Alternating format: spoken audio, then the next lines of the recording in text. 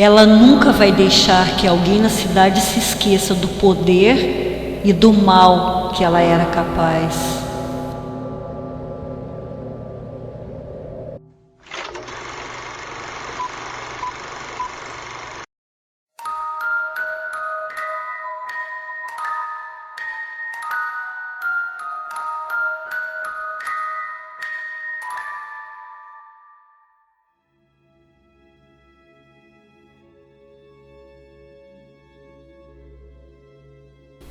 Boa noite. Vamos abrir as portas do nosso sanatório. Por muitos anos, circula a história de que as ruínas queimadas de uma casa em Wichita Falls, no Texas, sejam amaldiçoadas. E o lugar tem o nome de o Portão da Bruxa. Conta-se que a casa teria sido construída por um homem que, prestes a se casar, quis presentear a noiva. E eles eram muito apaixonados. Só que pouco tempo antes do casamento, ele teria adoecido misteriosamente e morreu. A noiva, uma jovem chamada Esme, que já não tinha uma fama muito boa por ser conhecida como bruxa, após perder o noivo, acabou enlouquecendo de vez. E Esme se isolou de todos na casa, se trancou e não permitia que ninguém entrasse. Acabou até amaldiçoando qualquer um que passasse pelo portão. E é fácil, imaginar o tamanho do desespero dela, já que o noivo era sua última esperança de felicidade na vida.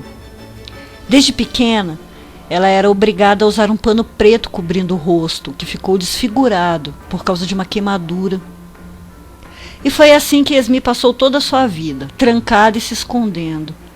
Apenas 2 crianças eram capazes de entrar na casa sem que nada acontecesse.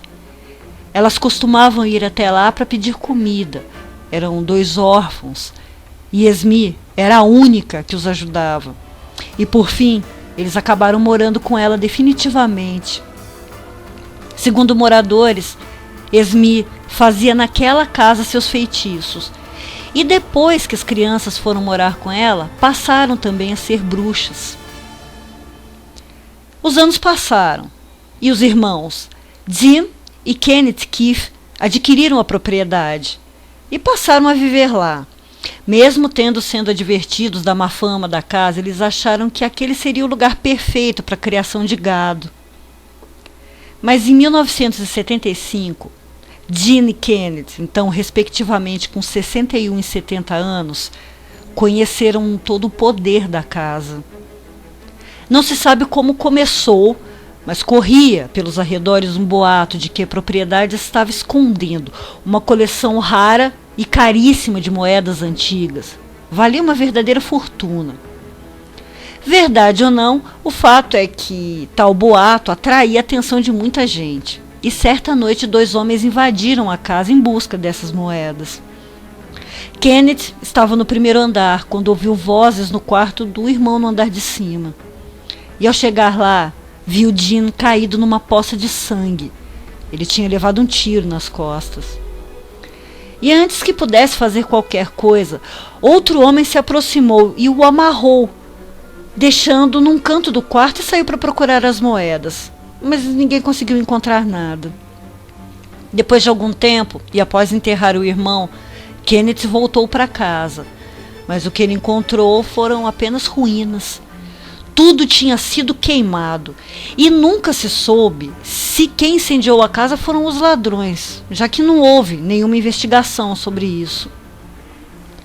Um tempo depois, quando foram presos, eles foram interrogados e até confessaram o assassinato de Jim, mas negaram ter colocado fogo na casa. E a partir de então, os boatos sobre a maldição de Esme se tornaram ainda mais fortes. Kenneth nem cogitou a ideia de reformar a propriedade, e ela permaneceu até hoje apenas um esqueleto, só que mais ativa que nunca. Quem mora próximo ao Portão das Bruxas conta que ao entardecer o céu toma uma cor avermelhada, e isso é até comum no Texas. Só que naquele exato ponto de Wichita Falls, o vermelho do céu ao fundo dá a impressão de que a casa continua a pegar fogo. Isso foi relatado por muitos moradores. Eles dizem ter a impressão de que estão presenciando novamente o incêndio, o que faz com que todos acreditem que não foram os ladrões os autores, e sim que o fogo seria a punição da bruxa por ter invadido sua casa. E são tantos os fenômenos que ocorrem em Wichita Falls, que é uma cidade assombrada, que faz com que muitos investigadores e curiosos sigam até lá.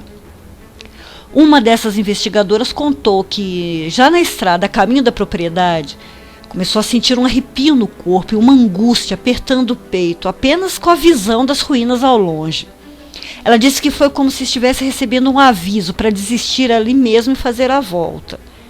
Só que mesmo assim ela insistiu, e já nas ruínas disse que podia sentir como se eletricidade percorresse seu corpo. Para o investigador paranormal, isso é maravilhoso, já que é um sinal da presença de espíritos e fantasmas, ainda mais quando não há nenhum poste por perto. Ela continuava a observar a casa quando viu no chão a sombra de uma cruz. O susto foi tanto que ela chegou a perder o ar por alguns instantes, principalmente porque não havia ali nenhuma cruz que pudesse produzir a sombra. E antes que se recuperasse de um susto, logo veio outro. Bicadas de um pássaro no chão a fizeram olhar para trás, mas com alívio ela viu que se tratava apenas de um corvo. Só que com o passar do tempo e o avançar da investigação, aquele alívio foi novamente dando lugar à angústia. Foram captadas algumas psicofonias, e algumas delas com uma voz assustadora que parecia mais um rosnado do que uma palavra. E o que também já começava a mexer com os nervos dela era a constante presença do corvo, que parecia estar ali, vigiando. E ela torcia mesmo para ser só o corvo, a explicação para a sensação de presença angustiante. Em certo ponto da investigação, ela percebeu que o corvo já não estava mais lá. Só que no lugar dele, viu um vulto de uma mulher vestida de preto com um pano cobrindo o rosto. Mas o pior mesmo foi quando uma voz rouca disse nitidamente: "Fora daqui!"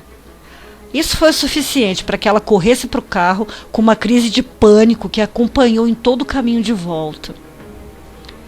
Os vizinhos do portão da bruxa também podem ver a mulher de preto parada no lugar onde antes estava o portão.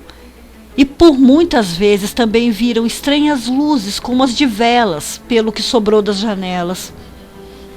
São ouvidos gritos de socorro e a voz é de um homem. Supõe-se que seja o fantasma de Jim Keefe, já que foi vista por várias vezes a aparição de um homem que parecia caminhar aflito de um lado para o outro. A conclusão da investigação paranormal na casa de Wichita Falls foi de que a casa jamais deixará de pertencer a Esme, já que, por ser um presente do seu noivo, ela teria se apegado demais ao lugar. Isso tudo, é claro, somando aos rituais feitos por ela. Sobre o fantasma de Jim Keefe, acredita que esteja de fato preso ali, não só por sua morte violenta, mas também por toda a energia que parece sufocar a casa. Sobre a coleção de moedas, ainda não se sabe ao certo, nem se ela realmente existiu. Mas se existiu, alguns dizem que ela foi doada pelos irmãos. Já outros dizem que ela ainda está lá, enterrada em algum ponto do terreno, mas que sempre vai ser guardada pela bruxa Esme.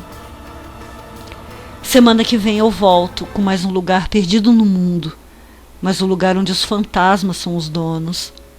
Doutora Plague, fechando as portas do sanatório. Boa noite.